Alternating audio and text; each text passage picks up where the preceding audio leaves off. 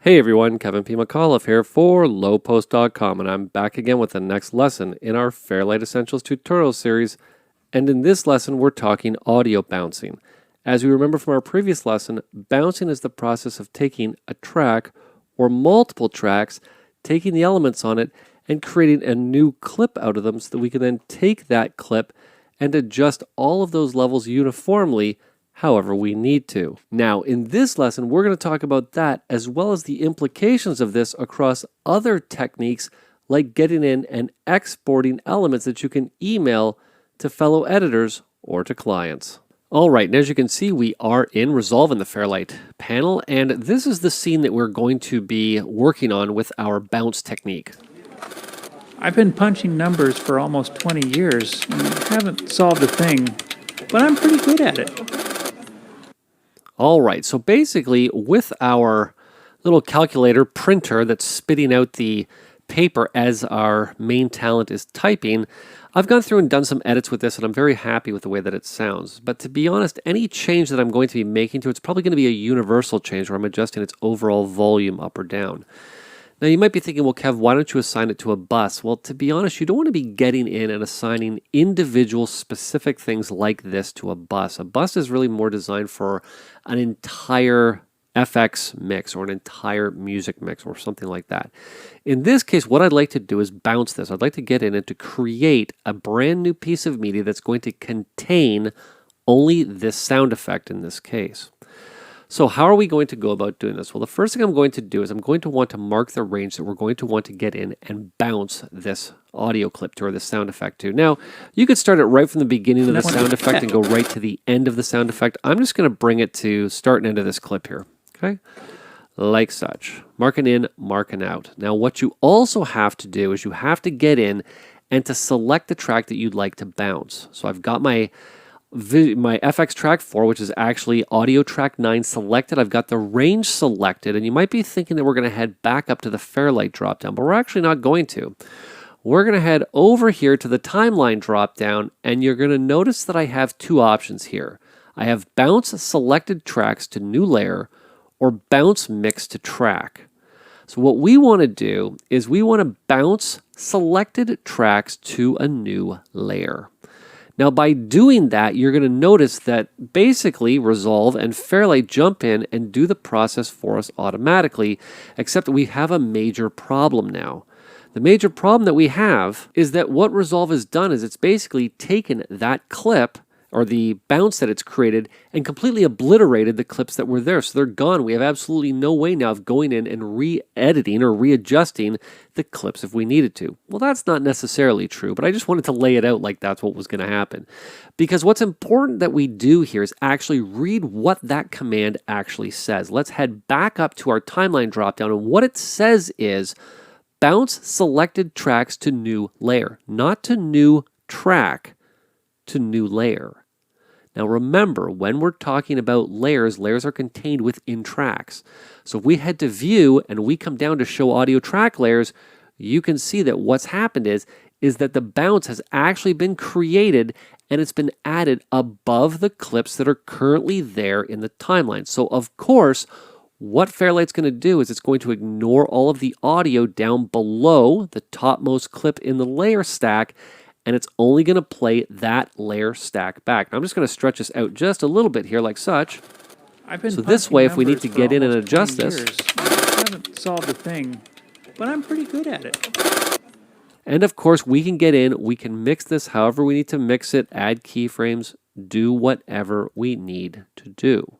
All right, now what's important to keep in mind here is that if we took this clip, we moved it somewhere else, of course, then we would now have this sound effect in two different places. Now, I actually like to use bouncing in a few different scenarios. One is obviously the one that I just showed you here, but here is another fantastic way to use bouncing.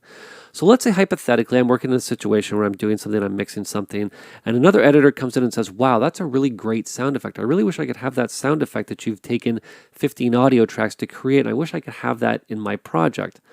Well, in a lot of cases, what you think that you might do is you might come in, you might say, okay, well, I'm going to take that, I'm going to go to the deliver window, I'm going to take this, I'm going to export it as a clip and all this stuff. Don't have to do any of that.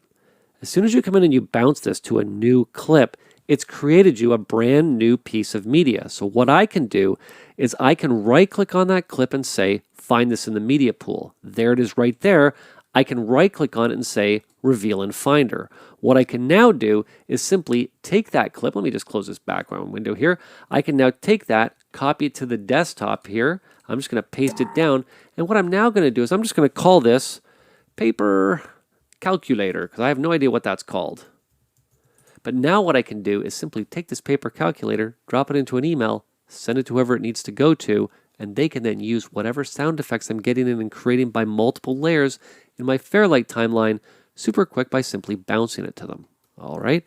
Now let's just talk briefly here about where else bouncing is used. Let's delete that here. There we go. And I'm just going to close the desktop window. I'm going to come back to my project here. And let's now check the other option. What I'm going to do is I'm just going to hide the viewer here because I don't actually need it anymore. And I'm just going to shrink my layers down a little bit. And let's just not show my layer tracks anymore. Perfect. Awesome. What I'm now going to do is just hide the media pool, and I'm going to deselect that track. I'm going to navigate up here to timeline, and I'm going to come down to bounce mix to track. Now, what does that going to do? Well, you're going to notice that we have only a couple options here. The mix is just that. It's the mix. It's everything, or it's the buses you've created that you've added all of your layers that you've already mixed together to create a subtrack. All right. So in this case, you'll see that what I have the ability to do, and I think what I'm going to do here is I'm just going to show all of my FX tracks here. Let's come back to the index. Let's just show my FX tracks here. I'm just going to zoom back. Perfect. And let's just do that. Very nice. And what we're going to do is we're going to head back to that option here. So I'm going to come back here and I'm going to come down to bounce mix to track. Now what's important to keep in mind is we are talking about the subtrack here. And you'll see that right now it's set to do not bounce. What I'd like to do is to take all of my sound effects and then merge them down, mix them down, or bounce them to their own brand new track. So let's do this. I'm going to say bounce to new track. We're going to create a new track. Okay, it's going to add it down here after A10. And as soon as I now say go, you'll see that it's going to basically play my timeline. And when it's done, it's now going to create me a new mix of all of the sound effects that I have in my timeline, literally super quick and super easy. Now, with that being said, you're going to notice that something weird is going on here. If you take a look at what it's actually created sound effects of, I'm just going to solo this channel and turn these other ones off here. You'll see that as I drag through, we have sound effects happening there, and then they disappear. So what is happening here? Well, because I have these two tracks soloed when they're heading into that sub bus for the FX, of course, it's not going to hear any of those other FX tracks. It's only going to hear those two. So that's what has been bounced down to this new track. Now, you might be thinking, perfect, Kev. All we're going to do is we're simply going to turn those solos off. I'm just going to delete this track right here, and we should be all set to go. However, if I was to bounce this down to a new track now, we're not going to hear anything. Why? Because we have our voiceover soloed. This is why attention to detail inside of Fairlight is so crucial. What would happen now is if I bounce this down, it would be silent because nothing's going through that bus because our voiceover is soloed. So what we want to do is we want to disable the solo on the voiceover track. We're now going to head back up to timeline. We're going to come down to bounce mix to track. We're now going to send that sub FX track down to a new track. I'm simply going to say okay.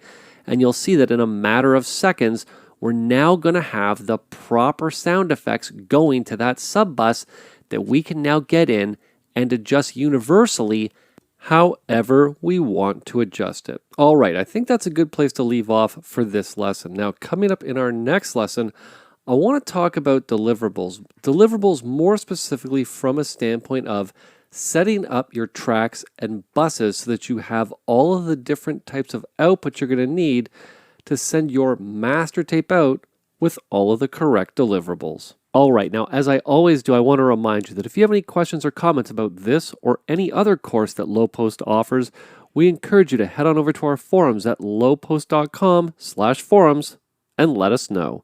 This has been Kevin P. McAuliffe. Thanks a lot for watching.